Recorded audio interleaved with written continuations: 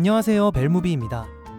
오늘 준비한 영상은 지난 영상에 이어 한국 BL 영화 탑5 2탄을 준비했습니다. 보통 BL 영화나 퀴어 영화들이 진지하고 어두운 분위기를 가지고 있는 편인데요. 아마도 지금 현실을 반영한 부분이 아닌가 싶습니다. 드러내지 못하고 숨겨야만 하는 조금은 슬픈 현실 말이죠. 그래도 점점 나아지고 있으니 더 좋은 날이 올 거라 생각합니다.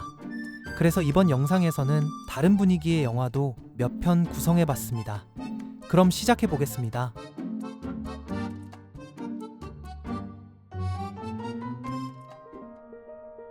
잠깐 헤어짐보단 첫 번째 영화는 열대야입니다. 오랫동안 살릴 수 있는 걸 선택해. 이 작품은 한국과 태국의 합작 영화로 상실과 사랑 그리고 복잡한 인간관계를 그린 작품인데요. 형의 사랑을 찾아 태국 파타야에서 조용히 살아가는 제이와 그의 형 태경은 한국에서 민기가 찾아오면서 일상이 흔들리기 시작합니다.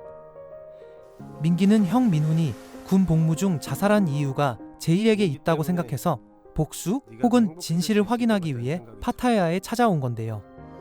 가끔씩은 절대 표현하면 안 되는 것도 있어. 하지만 민기는 점차 제이가 형 민훈을 진심으로 사랑했다는 사실을 알아가죠. 민훈을 잃은 공감과 애도 속에서 두 사람 사이에도 새로운 감정이 싹트기 시작합니다. 그러나 이들의 관계가 깊어질수록 태경은 질투와 고통에 휩싸이는데요. 세 사람의 미묘한 삼각관계를 인물의 표정과 침묵, 감정선을 통해 섬세하게 보여주는 영화입니다. 새로운 사람에게 사랑하는 감정이 싹트는 그때의 그 순간을 여러분도 느껴보세요.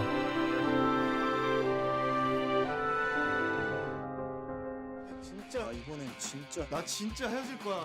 두 번째 영화는 메이드 인 루프탑입니다. 하이텐션 썸머 로맨스 영화로 20대 청춘들의 사랑과 우정을 유쾌하게 그려낸 작품인데요. 취업 준비생 하늘은 3년 동안 사귄 남자친구 정민에게 가짜 이별을 통보했다가 진짜로 집에서 쫓겨나게 되는데요.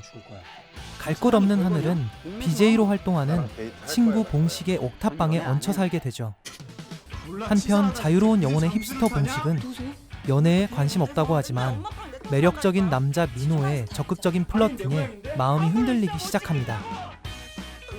이렇게 하늘과 봉식은 각자의 방식으로 사랑과 이별, 새로운 관계를 탐색하며 쿨하고 힙한 청춘들의 로맨스를 펼쳐나가는 내용입니다. 그리고 여기서 봉식의 아래층 이웃으로 때로는 귀찮게, 때로는 정감있게 간섭하는 순자라는 역할의 이정은 배우가 나오는데요. 이것 또한 관전 포인트니 놓치지 마세요. 유쾌하고 발랄한 영화를 좋아하시는 분들은 꼭 보시면 좋을 것 같습니다. 멋있게 살고 싶다. 웰컴 투 루프탑. 세 번째 영화는 환절기입니다.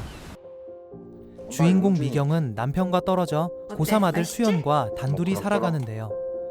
어느 날 수연은 친구 용준을 집에 데려와 함께 지내게 됩니다. 진짜 용준이 너 계속 세 사람은 조용한 일상을 이어가는데요. 그렇게 몇 년 후 군 복무를 마친 수연은 용준과 여행을 떠나던 중 교통사고를 당해 식물인간 상태에 빠지고 혼자 돌아온 용준을 미경은 원망하게 되는데요. 그러던 중 미경은 아들 수연과 용준이 서로 사랑하는 사이였다는 사실을 알게 되고 혼란과 충격 속에서 아들과 함께 자취를 감춥니다. 용준은 죄책감과 그리움 속에서 수연을 찾아 헤매고 우연한 단서를 통해 그들이 머물고 있는 곳을 찾아갑니다. 미경은 용준을 냉정하게 거부하지만 점차 아들의 마음과 용준의 진심을 마주하고 이 두 사람을 받아들이게 되는데요. 미경과 용준이 함께 수연 곁을 지키는 장면은 새로운 희망을 보여주는 듯 합니다. 저는 이 영화를 보고 공감을 많이 해서 그런지 많이 울었는데요. 배우들의 연기력은 물론 연출력도 뛰어났던 영화였습니다. 마음의 계절이 바뀌는 순간을 환절기라고 표현했는데요. 여러분의 환절기는 어떠셨나요? 나도 도망갈 데가 없네. 네 번째 영화는 어느 여름날 밤에입니다. 2013년 겨울 북한 철책선 인근 초소에서 인민군 용준과 재성은 동성 간의 관계를 맺다가 상급자에게 발각됩니다. 이 사건 이후 용준은 목숨을 걸고 탈북하여 남한에서 정착하고 그곳에서 새로운 연인 태규를 만나 함께 살아갑니다. 그러나 탈북한 지 2년이 지난 어느 날 과거의 연인이었던 재성이 남한으로 넘어오면서 용준의 삶은 다시 흔들리기 시작합니다. 어떤 관계냐고요? 재성은 용준을 찾아와 재회를 시도하지만 용준은 이미 태규와의 삶에 익숙해져 있어 갈등을 겪게 되는데요. 세 사람의 관계는 점점 복잡해지고 각자의 상처와 욕망이 충돌하면서 이야기가 전개되는 영화입니다. 보고 싶었었지 정말. 탈북자와 동성애라는 주제를 통해 개인의 정체성과 사랑, 자유에 대한 갈망을 섬세하게 묘사한 작품입니다. 그리고 영화를 보면서 생각보다 수위가 많이 높은 장면이 많아서 기억에 많이 남았던 것 같습니다.